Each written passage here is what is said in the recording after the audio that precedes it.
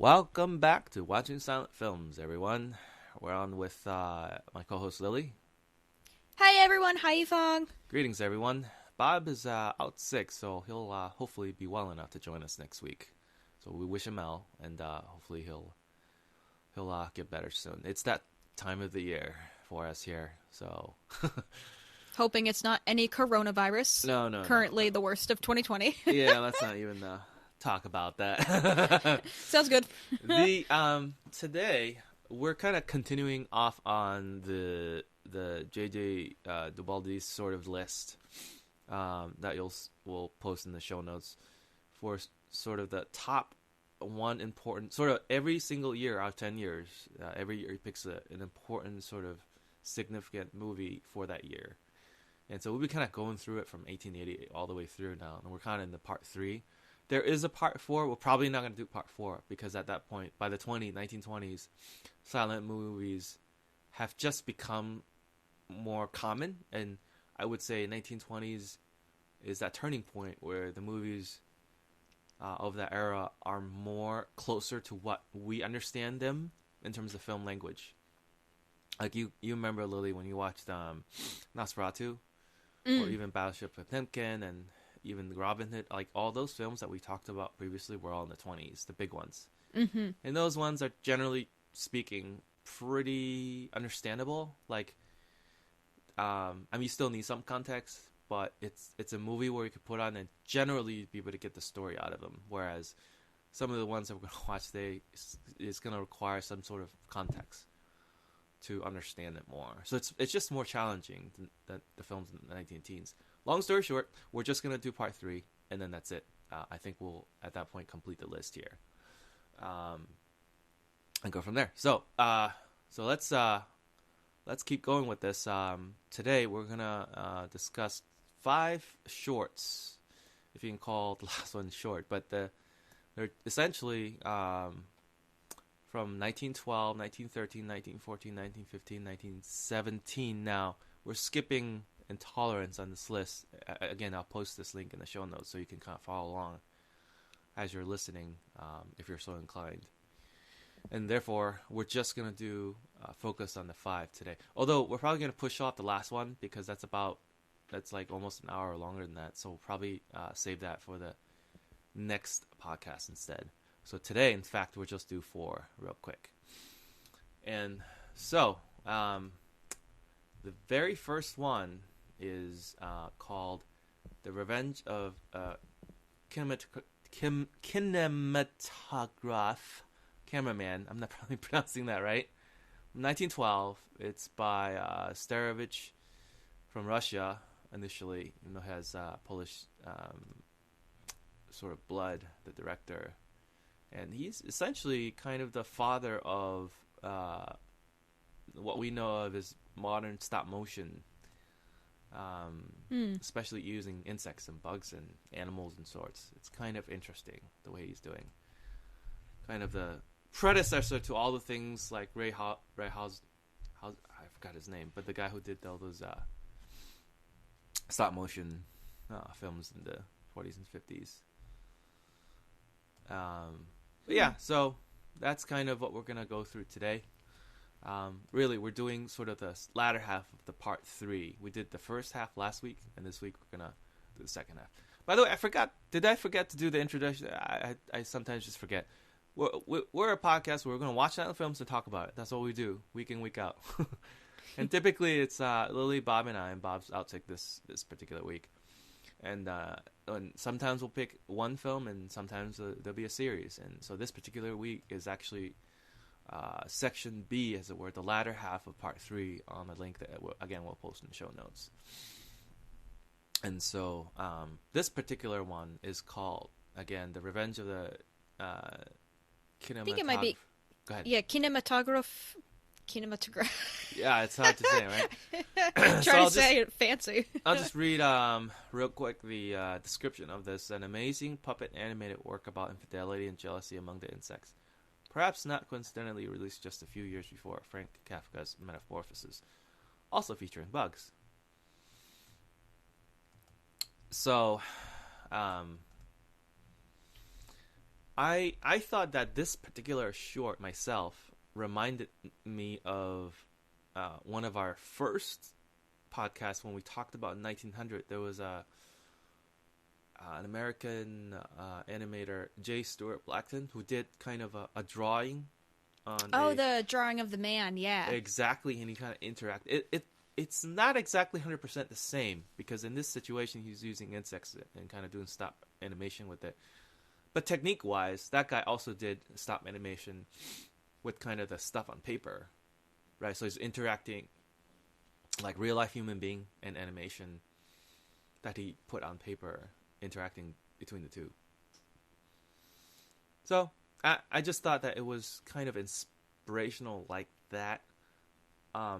And the other thing I found out was that later on he kind of moved around. He didn't continue to live in Russia because of the Tsar revolutions that happened. That we covered some of that in the Battleship Potemkin.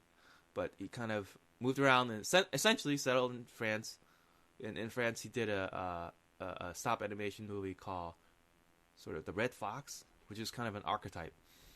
And his Red Fox is actually the inspiration for Wes Anderson's Fantastic Mr. Fox. So I don't know if you saw that movie, but I'm a huge Wes Anderson fan, and like I didn't know that either. I mean, I loved his movies and I love that particular work. And that's Mr. Fox. It was a stop animation film, right? And it stars many stars, but one of the voice for the Red Fox was George Clooney. And anyway, so I had no idea that character essentially was inspired by something this guy did. Vladislav Starowitz. So, anyways, that's kind of the background of this guy. He moved around. He did a lot of this work in early film in the early 1900s, both in Russia and France and all over. And he did something like 40, 50, 60 of them and beyond. I just thought it was just a fascinating career for his what he was able to do in his time. So what'd you take of this story about this insect? I personally did not like this. I don't know. I think I was just more disturbed by the fact that he was using bugs to tell his story with stop motion. Yeah, dead bugs. Oh, they were dead. Even better. Yeah, so basically, I mean, if it was alive, I mean, it'd be hard to control. So it was kind of like a biology project. I actually thought they, similar to claymation, I figured they were some type of, not like a type of clay, because I know plastic didn't really exist back then. Oh, right, exactly. You thought it was some sort of like maybe a polymer clay. Yeah, that he built these insects. No, it was too detailed for that. So these are real insects that essentially is dead. So he's kind of animating and giving them, anthropomorphizing them, essentially, Well, that makes this a little more worse for me. Yeah. Other than the fact that it's icky and it's a very strange way to go about telling the story, I thought it was a very kind of entertaining, but also hilarious that the insects would sit down on a movie and watch movies about insects. Was that kind of the point of that scene? Possibly, because the scene that they were watching was what had been recorded through the grasshopper tracking down the beetle. Right. Because of his infidelity. It's just so hilarious that they're watching a movie about insects. Insects watching, like, that whole notion is mind-blowing. Anyway. But yeah, so I don't think that description gave the real plot of the short, which is only like 10, 12 minutes or something. Why don't you give our listeners the plot? Just take them through what the plot of the entire story is. Your take on it. So these two insects, a husband and wife beetle, the husband beetle leaves his wife to go to like a showroom, and there he sees this lady dragonfly. And then he's like, hey, you're hot. Let's go make out. And then they go to the Hotel de l'Amour, which basically a love hotel, and they go up there. And then on the opposite end of the spectrum, his wife is cheating on him with a painter of another insect, so she tells him to come over so they can start making out. I think the part I kind of misunderstood was how the beetle, because he kind of makes the kinematograph cameraman mad. That's why he chases him down and finds him and catches him cheating and films it. So I don't remember off the top of my head why he got mad at him. I think he might have knocked him over or something and threw out his camera. But it's just, I mean, it's kind of real life at the same time, even back then with dead bugs, because it could still happen now. But, and, you know, the footage that the cameraman takes, he films it and he puts it on the big screen for all to see. And I guess it's something like a social commentary. Yeah, so to fill in more details is that the Mr. and Mrs. Beetle, they're husband and wife, and the husband goes away and he does his cheating, but then the wife also, Mrs. Beetle, also does his cheating, but then the husband's cheating was recorded by a camera person on film, so it was captured. And then the husband comes back and finds the wife like in the middle of, I guess, the outdoor situation, and kind of gets in a fight with the other guy, the painter guy. Mm-hmm. And once they're done, they're like, "Oh well, we'll make up," and then he'll take her out to a nice movie. Which at this movie is where the cameraman is showing the movie of his infidelity. So he was kind of a hypocrite in that he was like, you're cheating on, the wife is cheating on him, but then he was concurrently also doing the same. And it was only through the movie that showed by the cameraman that she was able to find that out and kind of start beating on him. And he got mad. It was like, the cameraman, why'd you record this? And I think the camera booth like burnt down. I thought that was a funny take. Yeah. Because of nitrate, because it's flammable. So I just love that little detail. But anyways, that's kind of the plot, right? More Essentially, yeah. Yeah. All right. Any other thoughts about this particular short? My thought is I'm never going to watch this again. Yeah. Yeah. So this guy though is fairly significant. I mean, he would go on to make other movies about stop motion and or animals. You know those like I can't remember the last movie title, but like some of these Disney movies where the animal is like waiting for its owner to come back on the train station or something, or like these bear nature films from Disney, and then they're telling you a story using these animals, like they're like dramatizing, if that's the word, of like anthropomorphizing these animals as if they're like human beings, right? And telling them a story like, oh, this puppy is lost, but go on this great adventure for him to find his way home, right? Yeah, like the movie Homeward Bound. Well, in a yeah, sense. and stuff like that. So like that's one of many movies like that, and I would say this guy is the predecessor of all of those things. He's using insects here, but later on he starts incorporating like animals too. So you'll see some of these movies like doing a lot of interesting things, just using those animals being anthropomorphized and being told stories out of them. But anyways, that's his significance. That's his contribution to cinema, and that's why he's highlighted here as one of the earlier ones to have done that. Yeah, so I mean, this is one illustration or example of it, but then later on he will go on to do many others before he dies. So very interesting. I'll have to see what else he's done. Some of it is bug stuff, but then the animal stuff is I found pretty fascinating. That I don't know how do you direct animals, right? Yeah, that's a challenge on its own. Yeah. So, so that's my thoughts about. I thought the filmmaking technique and stop motion animation is incredible, and the technology is incredible. The plot is, a typical melodrama, I would say, a tale, a story of its time.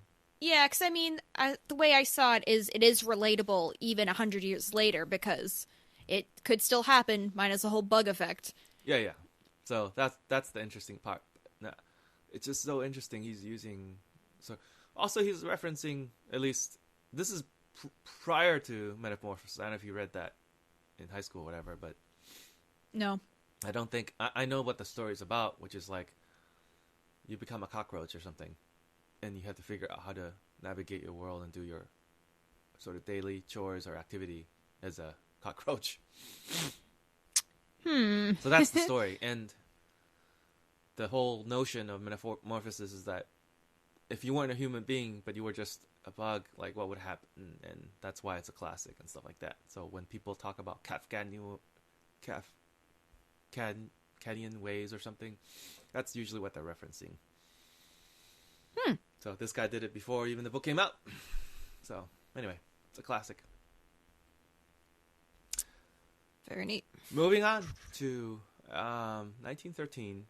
It's just a trailer from Klaus Cremier and from France, and it's essentially a serial. And by serial, I mean these are typically short movies that would play before a long feature. So if you're paying money to watch a 45-minute, an hour and a half movie, sometimes they get bunched up with a short, 5 to 10-minute movie about any topics. And so this guy is one of the many, many directors and filmmakers out there who have done this many, many times. In other words, they would film like a really interesting short and get people to come back to the theater next time. Like that's the whole notion of the cliffhanger. Essentially, it's like you always leave the audience wanting for more, So this is just a trailer. The Phantomas character, which is a crime, like a detective noir, even before the term was coined. It ran from 1913 to 1914. Ran before many, many movies, and it's based on a previous work from somebody. And what's interesting is he is highly influential. He influenced Fritz Lang, later on Alfred Hitchcock, and many, many others for their thriller techniques and stuff like that. But what I thought was unique about it too is I was just thinking about what it influenced me, and I just realized Agatha Christie's Hercule Poirot, the stories where he's the detective trying to figure everybody out. So that's what it reminded me of, the shorts. Possibly, could have possibly inspired her, since it's definitely old enough. Yeah, you should check out when those mystery works were written. Art has a tendency to just influence one another, cross-pollination, always. But it looked like a good series, though. I mean, I love thrillers and all of those types of deals, as long as it's nothing scary or creepy. Yeah, maybe we can tackle that one these days. If you click into the links off of that site, it actually leads you into the entire series. It's all online. Yeah, or you can get it from a DVD or whatever. But online, it's a total of an hour each, and it's 5 parts, and it's like 5+ hours. Now remember, these were originally 10-15 minute shorts meant to play before a feature film. And so what these restoration people did was they collected everything. So even though it was 1-reeler, 2-reeler, 10-15 minute, 20-minute shorts each, and they ran it for years, right? From 1930 to 1914. I mean, think about it. If you collected, multiple short stories, it all adds up and tallies up into. That's why it's 5+ hours. Yeah. Yeah. It's I feel like this is kind of equivalent of our serialized TV now we have. People always talk about oh wow, television now is so serialized, right? Compared to episodic, at least when I was growing up watching TV in the 90s, 80s, 90s. No, I get that. I can see it, definitely. But I mean, look at this, 1913. They already did serialized. They didn't have TV. It wasn't invented. But the concept is the same, right? You get people to come back more next week, and on and on and on. There's a hook to it. Yeah, because you pique their curiosity, so they want to know, who is Phantomas? Exactly. And maybe you'll never know because of all the faces he has in the end with all its disguises. Exactly. Now, what's interesting, I don't know if you looked into him, was that Alice Guy Blaché actually was the one that wanted him to join Gaumont Studio and direct movies.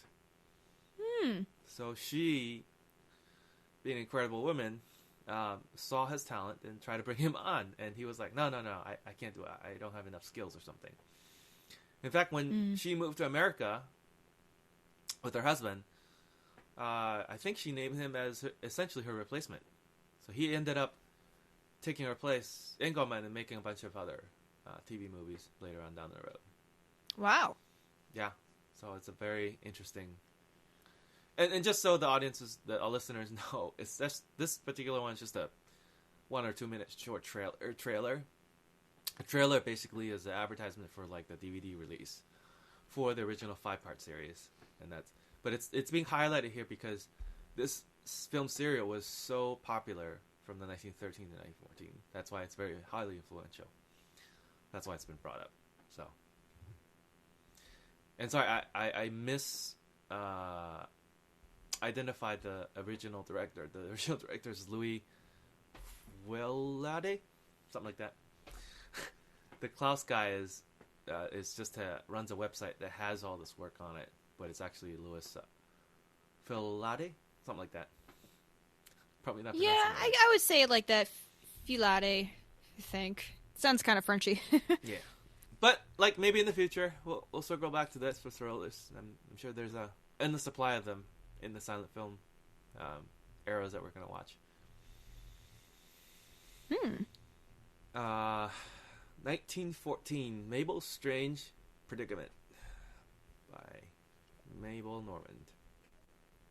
In America, it's 11 minutes. Takes place in it was created and filmed in Los Angeles. And this is quite significant. What do you think about this one? Let me give you a quick summary, sorry. In a hotel lobby, a heavily drunk tramp runs into an elegant lady, Mabel, and harasses her dog. He later runs into her in the hotel corridor. Locked out of her room, they run through various rooms, eventually being attacked by a jealous wife. This is Charlie Chaplin's first recording as a tramp. Mabel Normand was already a star and helped Charlie Chaplin transition into film acting with her writing, directing, producing prowess.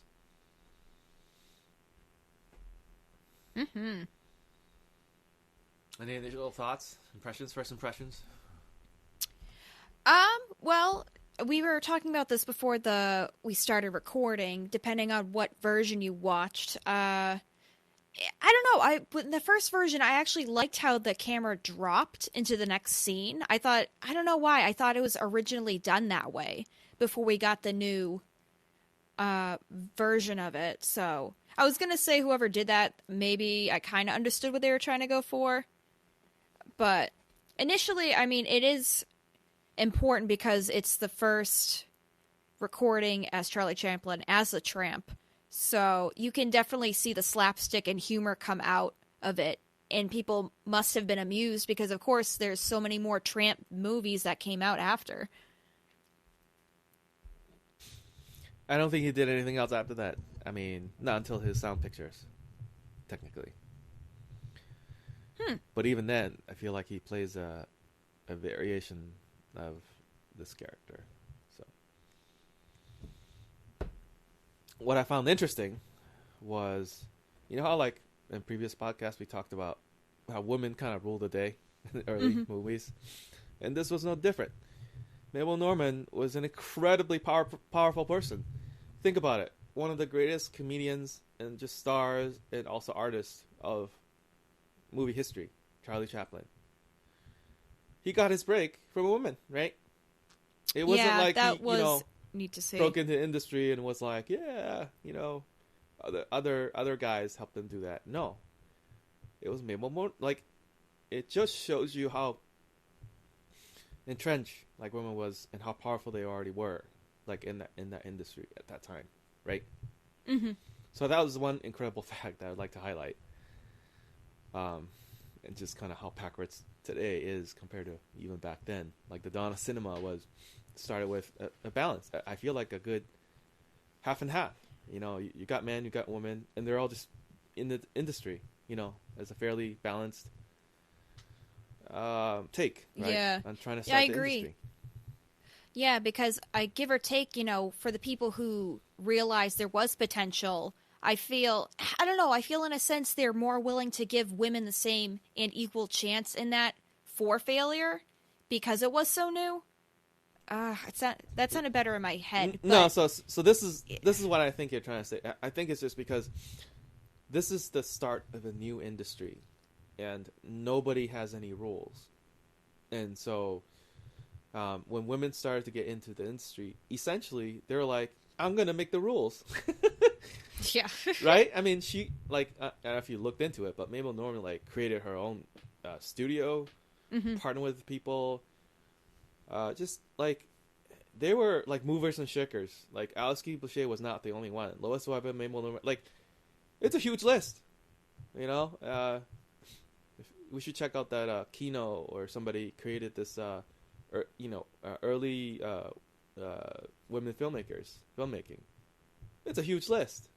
You know, it's not Mm-hmm. just like I can only point to a handful of people and that's it. And I would say that's like the norm, is because there's speculation, I think, of the film historians. They're basically saying, well, because the audiences were half women, half men. So they're Mm-hmm. like, in order for the market to deliver the goods, they needed to have women to kind of go in and make the movies that are about something that the women will watch. Like the one of the things we reviewed was Where Are My Children?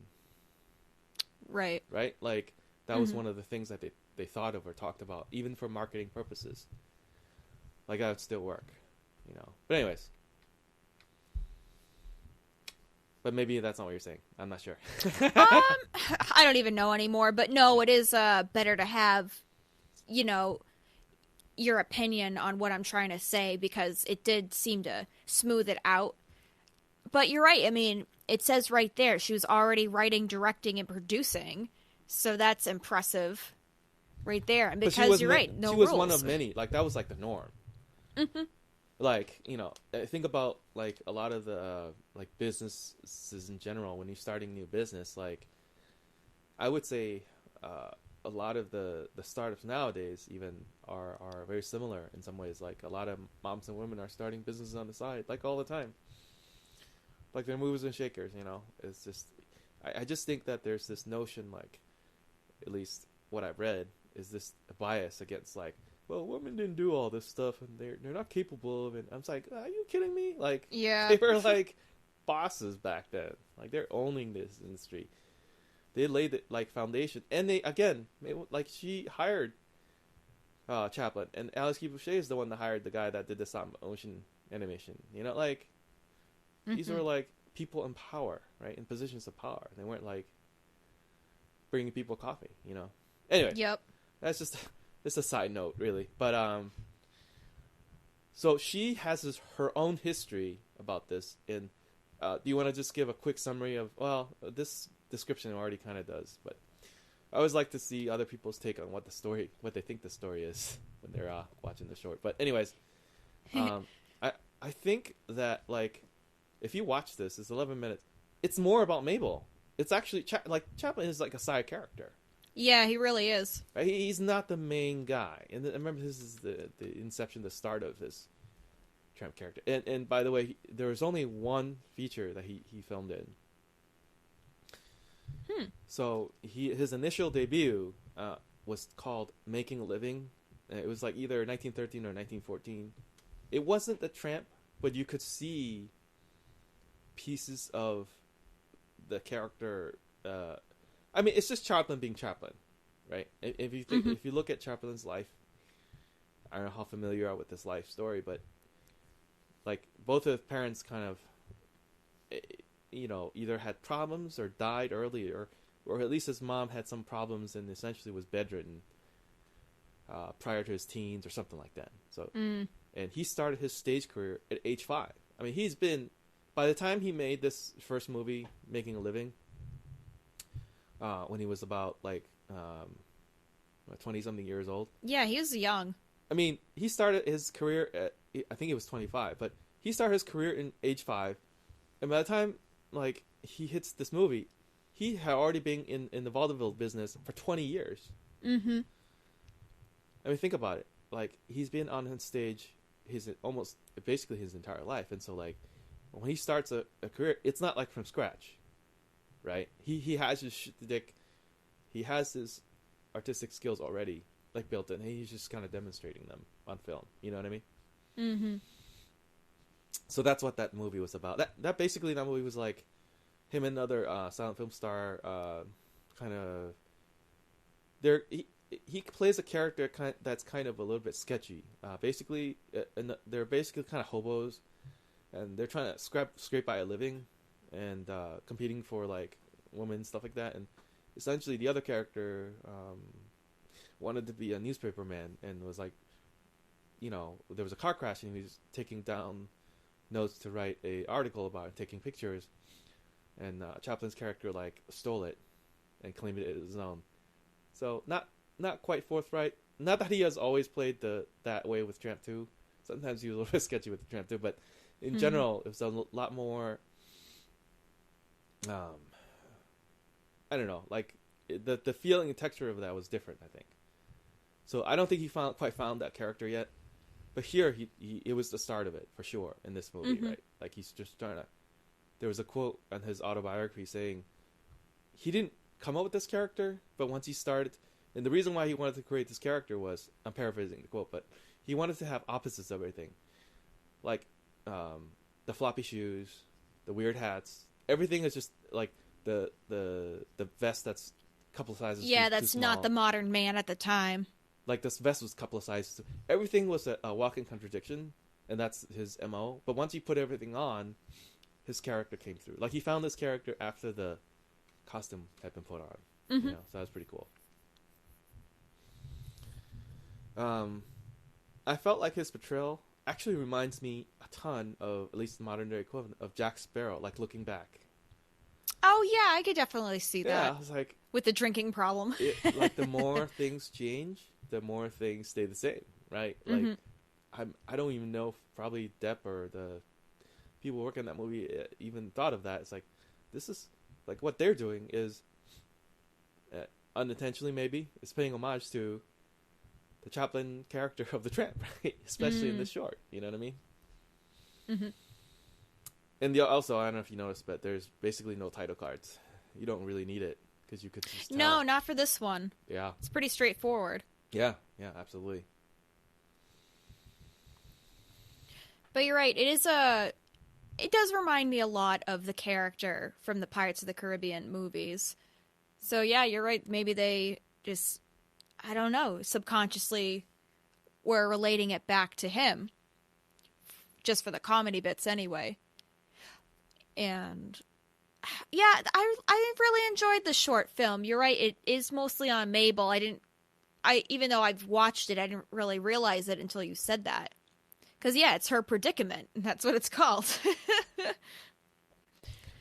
I mean, the other thing was she was a bigger star. I mean, he's just starting out, and it's why it explains why he's much more of an introduction / minor character.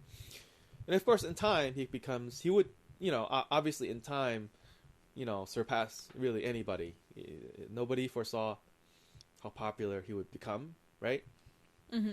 But I would say that at that point in time, nobody knew, and it was just the work for him and for her too. Like, but you could also, to me, I don't remember seeing a lot of Mabel Normand because it wasn't really available to me back when I was watching silent films more, and I was like,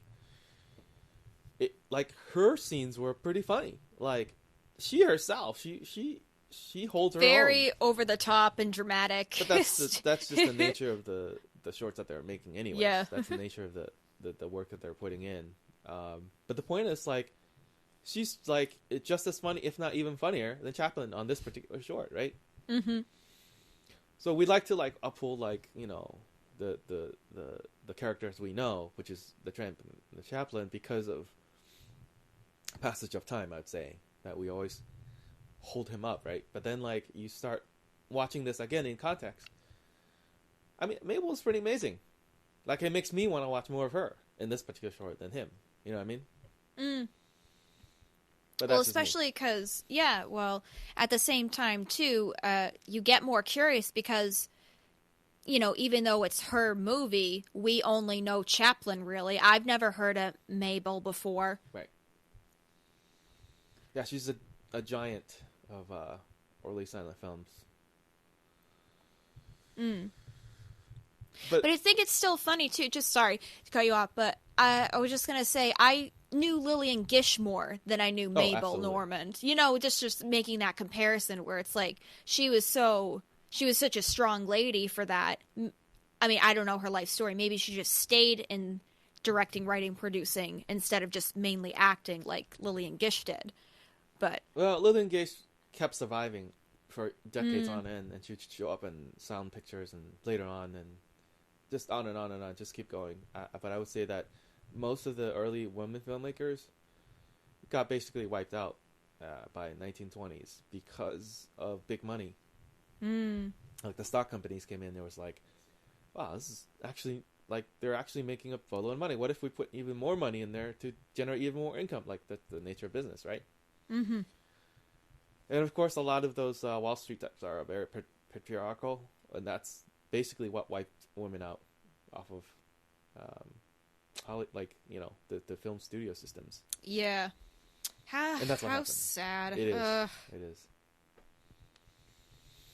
But, you know, and so some of them went on to some varying degrees of success, and some of them didn't, and but more often than not, they just hit a brick wall. I mean, it was the same with Alice Q. Pochet, right? Like, she still had the talent, and she was still a businesswoman, and she's still pretty smart. She wasn't stupid, right? Nope, again, not by a long shot. And remember that Be Natural story. She tried to do it. She tried to come back during the era of time, and nobody wanted her anymore, in spite of, like, her legendary, like, status, even by that time, you know, regardless of who you are, you know. And even Gaumont Studio tried to help her out too, and you know, it didn't work. It's just the tidal wave had turned into big corporate, and in corporate structure, unfortunately, was very much patriarchal at that point in time, especially in this creative industry. So, but yeah, so I thought it was a good short. It displayed, introduced us to the Chaplin and the character of the tramp, but not as we know him. I think later on, he'll go on to refine this more and more and more and more, I think.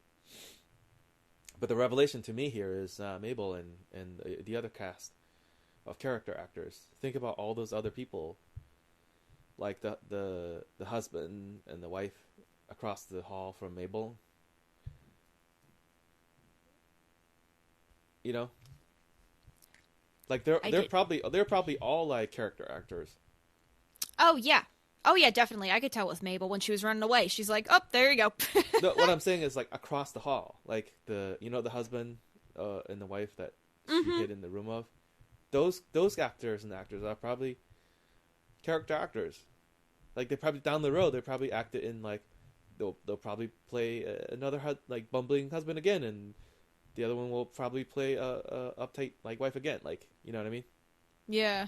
So it's fascinating to see the sprawl of the artists, actors, and actresses in these shorts. You know what I mean? Mm-hmm. And I just thought it was like if you look at the way that people are pushing each other, falling down, like slipping, and just all of that stuff, all of that technique is basically vaudeville. You know, like all of those stage skills to fall down without getting hurt, like in real life. Like if they try to do, because you know, there's like no effects that we know of today. But they have honed these skills so well on stage that they replicated that in film. You know what I mean? Mm-hmm. So I thought that was really cool. That it's almost like a documentary is capturing the arts of that time locally. You know? Yeah, I could definitely see it. But being an actor myself, I am familiar with vaudeville, so it kind, you know what I mean? It kind of just like gets brushed over your head without even realizing it. You're like, oh yeah, I can, even though I already know what they're doing. It's a lost art nowadays. Yeah, it is a lost art. It's long gone. Which actually is a nice lead-in for the next one. Unless you have anything else to talk about Mabel's short. I mean, probably my favorite part was that I was actually surprised she wasn't wearing a nightgown. She's wearing like pajamas. Modern PJs, and she's like, "Oh my god!" I mean, that was the only thing I thought was very cute and funny. It was like, "Whoa, I want those PJs." It shows you how modern things were already then. And you think like, "Oh, they were still back in Victorian times," and maybe they were, but it was just like, it's a lot more modern than you think. I think is the thing.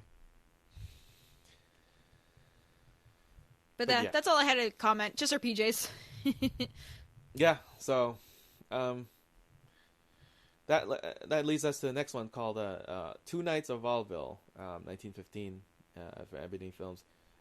It's part of the Kino's Pioneers of African American Cinema set. And it's from Chicago, Illinois. It's directed by Frank Montgomery. And it's basically when the story summary is that when a well-to-do man drops his theater tickets, they're retrieved by a trio from the wrong side of the tracks. Once a minute into the swanky theater, trio causes chaos and has an uproarious time. The picture was released by controversial Ebony Film Corporation, who was partially responsible for its downfall. So, well, that alone made me look a little bit into the Ebony Company, the Ebony Film Corporation, to find out, what's going on there. And I don't know, for me, just because it's of modern times, when I hear the phrase race film, I'm thinking it's in a bad way, because in a sense that's how I've been brought up. But just back then, it meant like the African American race and their companies, essentially, because Oscar B. Show was part of that movement, and it was like they were getting all these black actors were getting hired for their own movies. So I don't know, just pointing that out. Yeah, it still had the tropes, I think, of like I think unbeknownst themselves. Well, maybe not unbeknownst, but they probably knew what they're doing. So it's, in some ways, it touches upon the fact that like audiences around then at that time, like a lot of their thinkings were racist. Like that was, it's not acceptable today. And I'm not saying it was acceptable back then. I'm just saying like, nope. There's a lot of people that are just like, this is how like black people are, and like when they make these movies, that's what they think they are. And so I think the difference with the Ebony Film Corp is like, we actually hired real black people to do the wacky stuff versus like putting on blackface with white people. So it's like, well, look at me, it's less racist, but they're still doing the same stuff. So it's very different than, of course, like, Oscar Michaud and all those other, African American pioneers who were doing much more different things, right? Actually making characters, doing real things. I don't know, all sorts of those interesting things, But I thought it was I don't know, I'm not sure what I should say. I thought it was a cute short film, because I just liked how, they get kicked out of the theater, and then they're just like, oh, okay, well, we'll make our own theater in our live performances. And, they think they're going to be great, and then they're just not. Yep. So, I don't know. It was just like, and the lady's like, what are you doing? So, I mean, I enjoyed the short film for what it was. I think it's good for its time.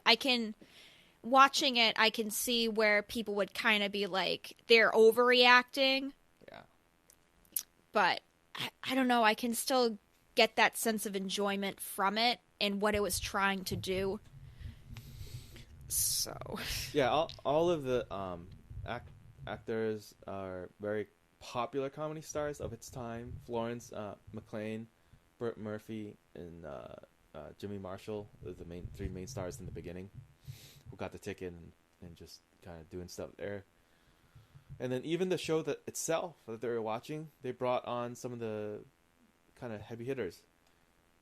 For example, like I mean, it's not an equivalent, but for example, it would almost be like a comedy special today, and you bring out like Chappelle or Chris Rock, and like it's a who's who. I'm not saying it was like that. I'm just saying like it was an equivalent, similar in some ways of like the popular comedy stars of its day, right? And so certainly those three stars, but also like when they were watching it on the balcony, and there are these people kind of performing. I mean, all those people are also like real popular ones too. You know what I mean? Yeah, like the contortionist. She was pretty cool. Yeah. So that's the I think is the cool part is like again like yes, there's a story in here, and yes, there are interesting things in here, but I just love the fact that films like this capture a very specific, like time traveling. It's like very specific moment in time for this art that is long gone. Like we just talked about, Vaudeville is gone, but then here we are, films like this, recorded what was potentially may have been real Vaudeville's acts that they did on stage, right? It may have been their normal bread and butter of just like day in day out. They just have a show, Yeah. It's sort of like when you go to these when you go on vacation, you go to these parks or whatever, sometimes they have a show. Well, if you like go back to the show again, they're not going to do something different. They do the same exact act. It's been rehearsed, right? It's an act, right?